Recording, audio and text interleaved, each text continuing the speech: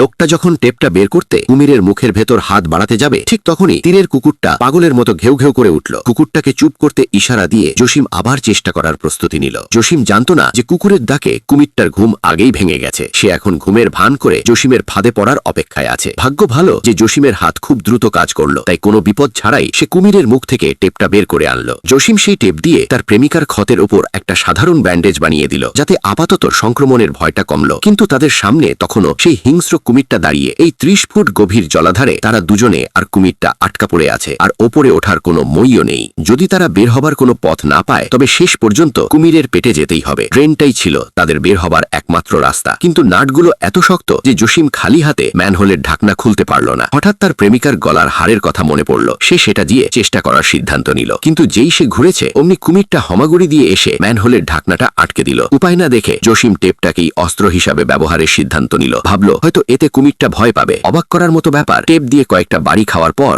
কুমিরটা সত্যিই সরে গেল। জসিম দ্রুত গিয়ে নাটগুলো খোলার চেষ্টা করলো, আর চোখে হিংস্র কুমিরটার দিকে নজর রাখলো। ভাগ্য ভালো যে নাটগুলোর মাথা চ্যাপ্টা, যা হাড়ের আকৃতির সাথে মিলে গেল। শেষমেশ ম্যানহোলের ঢাকনাটা খুলল, কিন্তু জসিম তার প্রেমিকাকে নিয়ে বের হওয়ার ঠিক আগ মুহূর্তে কুমিরটা আগেই ড্রেনের ভেতরে ঢুকে গেল। 3 দিন 3 রাত তারা সেখানে আটকা, এক ফোঁটা জল নেই। এদিকে প্রেমিকার জ্বরও কমছে না, তাই জসিম ঝুঁকি নিয়ে ড্রেনের পাইপের ভেতর ঢোকার সিদ্ধান্ত নিল। সে দেখল দুই দিকেই রাস্তা পরিষ্কার, তাই আন্দাজে একটা পথ ধরে হামাগুড়ি দিয়ে এগোতে লাগলো। ভাগ্যক্রমে সে সঠিক পথটাই বেছে নিয়েছিল। কুমিরটা যেদিকে গেছে তার ঠিক উল্টো দিকে। কিন্তু দুর্ভাগ্য, কুমিরটা ততক্ষণে ড্রেন থেকে বেরিয়ে এসে তার প্রেমিকার ওপর আক্রমণের প্রস্তুতি নিচ্ছে। বিশ্বস্ত কুকুরটা আবার পাগলের মতো চিৎকার শুরু করলো। কুকুরের ডাক শুনে জসিম বিপদটা আঁচ করতে পারল, আর দ্রুত উল্টো পথে দৌড়ে এলো। ভাগ্যিস সে ঠিক সময়ে ফিরে এসেছিল। কুমিরটাকে জাপটে ধরে একপাশে ছুঁড়ে ফেললো। তারপর মাটি থেকে একটা কাঠের লাঠি তুলে নিয়ে কুমিরটার মুখোমুখি দাঁড়ালো। কোনো মতে তাকে ঠেকিয়ে রাখলো। এভাবেই আরো একটা দিন পার হলো। দীর্ঘ সময় না খেয়ে থাকার ফলে জসিমের হঠাৎ সুগার কমে গেল, আর সে জ্ঞান হারিয়ে ফেলল।